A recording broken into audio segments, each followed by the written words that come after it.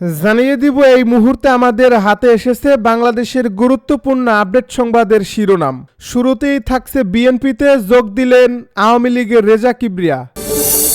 এবারে জানিয়ে দিব জনগণের সঙ্গে নয়, ইউনূস আতাত করেছেন আন্তর্জাতিক শক্তির সঙ্গে বলে মন্তব্য ফরহাদ মজহারের। আরও জানাবো শাহরিয়ার কবিরকে গ্রেপ্তার দেখাতে নির্দেশ।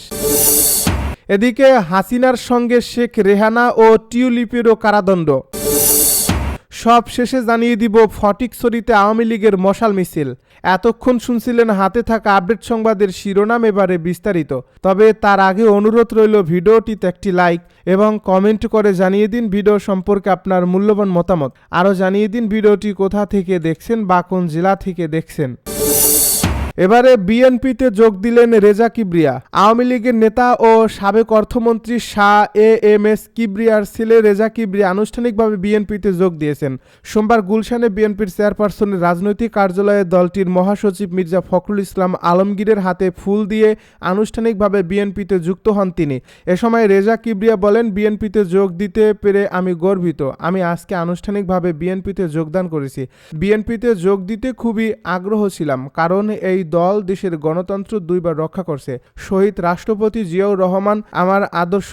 এত বছর পরেও তিনি রাজনীতিতে এখনও জনপ্রিয়। তিনি বলেন, বিএনপিতে যারা নেতৃত্বে আছেন তারা তরুণদের স্বপ্ন পূরণ করতে সক্ষম হবেন।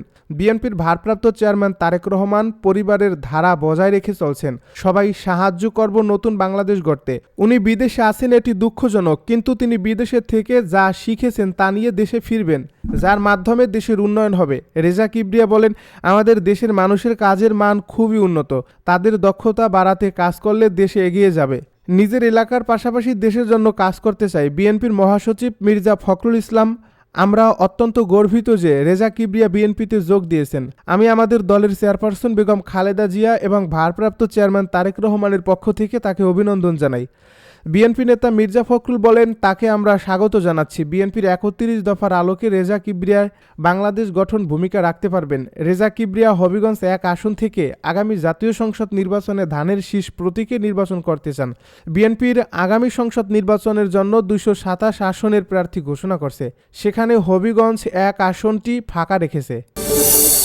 জনগণের সঙ্গে নয়, ইউনূস আতাত করছেন আন্তর্জাতিক শক্তির সঙ্গে বলছে ফরহাদ মজহার। ছাত্র জনতার গণ অভ্যুত্থানের ফল হিসেবে মোহাম্মদ ইউনূস ক্ষমতায় আসীন হলেও তিনি জনগণকে উপেক্ষা করে সেনাবাহিনী ও আন্তর্জাতিক শক্তির সঙ্গে আতাত করেছেন বলে মন্তব্য করেছেন কবি ও তাত্ত্বিক ফরহাদ মজহার। তার ভাষ্য, রাজনৈতিক পট পরিবর্তনের পর যেসব রাজনৈতিক দ্বন্দ্ব সমাজে হাজির হয়েছে, সরকার প্রধান হিসেবে তার মোকাবেলা না করে নির্বাচন দেওয়ার মধ্য দিয়ে ইউনূস নাগরিকদের বিপদে ফেলে চলে যাচ্ছেন। মব সহিংসতা, মাজার ভাঙা, বাউলদের উপর হামলার ঘটনা যে জুলাই অভ্যুত্থানের পর বেড়ে গেছে তা অবধারিত ছিল বলেই মনে করেন ফরহাদ মজহার। তার মতে, রাষ্ট্রকে নতুন করে গঠন করার প্রক্রিয়ায় না যাওয়াই এসব ঘটনার বাড়ার কারণ।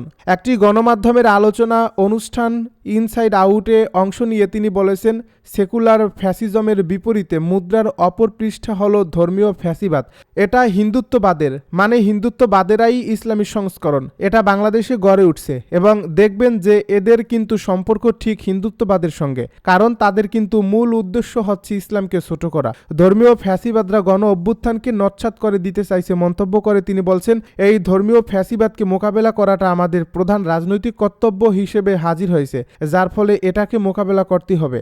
ইনসাইড আউটে বাংলাদেশের বাউল সংস্কৃতি, ইসলামে গানের চর্চা, ধর্মীয় ফ্যাসিবাদের পেছনে ইসলামপন্থী দলগুলোর ভূমিকা নিয়ে ফরহাদ মজহার যেমন কথা বলছেন, তেমনি আলোচনা করেছেন রাজনৈতিক দলগুলোর অবস্থান নিয়ে।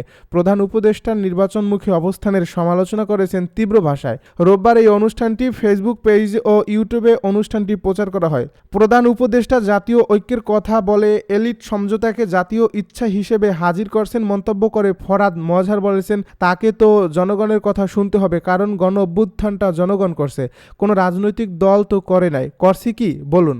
তাহলেই তিনি রাজনৈতিক দলগুলোকে একত্র করছেন কেন? যারা লুটেরা মাফিয়া শ্রেণী তারা তো লুট করবার জন্য আবার ক্ষমতা চায়। তিনি সমাজের যে প্রশ্ন, যে জিজ্ঞাসাগুলো, যে দ্বন্দ্বগুলো, এগুলোর সংস্কারের জন্য তিনি কিচ্ছু করলেন না। এমনকি এই যে সাংস্কৃতিক বিরোধ আছে তার জন্য তিনি কোন সংস্কৃতি কমিশন করছেন? রাষ্ট্র গঠনের জন্য, এই সমাজকে বোঝানোর জন্য যদি তিনি করতেন, আজকে তো আমাদেরকে এই সংকটের মধ্যে পড়তে হতো না। এর বিপরীতে নির্বাচন দেওয়ার সমালোচনা করে ফরহাদ মজহার বলেন, তিনি কি করছেন? নির্বাচন দাও। তো নির্বাচন করলে কি আজকে সেই উগ্র ধর্মবাদীরা যে উঠেছে এটা সমাধান হবে? আমাকে বলেন তো আপনি। আমি ডক্টর ইউনূসকে প্রশ্ন করছি, আপনার মাধ্যমে উনি উত্তর দিন। উনি আমাকে বলবেন, আমি যখন কথা বলছি উনি পাবলিকলি বলবেন যে এভাবে যে আপনি এই যে এড়িয়ে চলে গেলেন জনগণের অভিপ্রায়, যেটা 5ই আগস্ট এসেছিল, যার পরে আমি বরাবরই বলেছি যে তিনি মারাত্মক ভুল করছেন। শাহরিয়ার কবিরকে গ্রেপ্তার দেখাতে নির্দেশ। মানবতা বিরোধী অপরাধের অভিযোগের মামলায় 71-এর ঘাতক দালাল নির্মূল কমিটির উপদেষ্টা মণ্ডলীর সভাপতি শাহরিয়ার কবিরকে গ্রেপ্তার দেখানোর নির্দেশ দিয়েছেন আন্তর্জাতিক অপরাধ ট্রাইব্যুনাল। এ বিষয়ে শুনানি নিয়ে রোববার বিচারপতি মোহাম্মদ গোলাম মর্তুজা মজুমদারের নেতৃত্বে ট্রাইব্যুনাল 1-এর বিচারিক প্যানেল এ আদেশ দেন। সেই সঙ্গে শাহরিয়ার কবিরকে আগামী 12 জানুয়ারি ট্রাইব্যুনালে হাজির করতে বলা হয়েছে। গত বছরের 16 সেপ্টেম্বর শাহরিয়ার কবিরকে তার বনানীর বাসা থেকে আটক করে পুলিশ। পরে তাকে জুলাই আন্দোলনকালে গুলিতে গৃহকর্মী লিজা আক্তার নিহতের মামলায় গ্রেপ্তার দেখিয়ে পরদিন আদালতে হাজির করা হয়। এদিন পুলিশের আবেদনের পরিপ্রেক্ষিতে তার 7 দিনের রিমান্ড মঞ্জুর করেন ঢাকার অতিরিক্ত chief metropolitan magistrate Mohammad Sanaullah. ওই রিমান্ড শেষে 23 সেপ্টেম্বর শাহরিয়ার কবিরকে আদালতে হাজির করে আন্দোলনের সময় যাত্রাবাড়িতে গুলিতে রফিকুল ইসলাম ও আরিফ নিহতের মামলায় গ্রেপ্তার দেখানোর আবেদন করে পুলিশ। পরে ঢাকার মেট্রোপলিটন ম্যাজিস্ট্রেট তাহমিনা হক শুনানি শেষে তাকে গ্রেপ্তার দেখান। 20 অক্টোবর তাকে ফের 2 দিনের রিমান্ড মঞ্জুর করেন আদালত। হাসিনার সঙ্গে শেখ রেহানা ও টিউলিপের বিরুদ্ধে কারাদণ্ড। পূর্বাচল নতুন শহর প্রকল্পে প্লট বরাদ্দে জালিয়াতির অভিযোগে দুদকের করা মামলায় পতিত স্বৈরাচার শেখ হাসিনার 5, তার বোন শেখ রেহানার 7 বছর এবং রেহানার মেয়ে লেবার পার্টির সাবেক মন্ত্রী টিউলিপ রিজওয়ানা সিদ্দিকের 2 বছরের কারাদণ্ড দিয়েছেন আদালত। সোমবার ঢাকার বিশেষ জজ 4-এর বিচারক রবিউল আলম এ রায় ঘোষণা করেন। এই মামলার অভিযোগ থেকে জানা যায়, শেখ রেহানার বিরুদ্ধে ক্ষমতার অপব্যবহার ও অনিয়মের মাধ্যমে পূর্বাচল নতুন শহর প্রকল্পে 10 কাঠা প্লট বরাদ্দ নেওয়ার অভিযোগে চলতি বছরের 13 জানুয়ারি মামলা করেন দুদকের উপপরিচালক সালাউদ্দিন। তদন্ত শেষে 10 মার্চ 17 জনের বিরুদ্ধে আদালতে অভিযোগপত্র দাখিল করেন তদন্তকারী কর্মকর্তা দুদকের সহকারী পরিচালক আফনান জান্নাত কিয়া। 31 জুলাই আসামিদের বিরুদ্ধে অভিযোগ গঠনের মাধ্যমে বিচার শুরুর আদেশ দেন আদালত। এ মামলায় 32 জন আদালতে সাক্ষ্য দেন। এর আগে 27 নভেম্বর 3 মামলায় শেখ হাসিনার 21 বছর, 1 মামলায় সজীব ওয়াজেদ জয়ের 5 বছর ও সাইমা ওয়াজেদ পুতুলকে 5 বছর কারাদণ্ড দেন অপর একটি আদালত।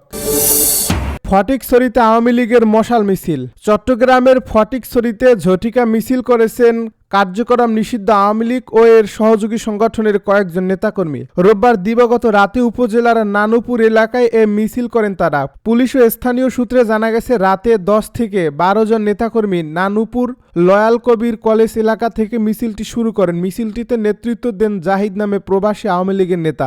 তার সঙ্গে নিষিদ্ধ আওয়ামী লীগ ও যুবলীগের বিভিন্ন নেতাকর্মী ছিলেন। কয়েক মিনিটের মধ্যেই মিছিলটি শেষ করে সটকে পড়েন তারা। মিছিলের কয়েকটি ভিডিও সামাজিক যোগাযোগ মাধ্যমে ছড়িয়ে পড়ে। ভিডিওতে দেখা যায় প্রবাসী জাহিদের নেতৃত্ব একটি ব্যানার ধরে মশাল মিছিল করা হয়। মিছিলে থাকা কয়েকজন হেলমেট পরিহিত ছিলেন।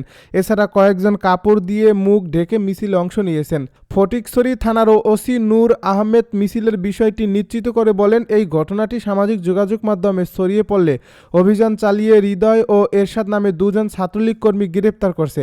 ভিডিও দেখে মিছিলে অংশগ্রহণকারীদের শনাক্ত করে গ্রেপ্তারের চেষ্টাও চলছে।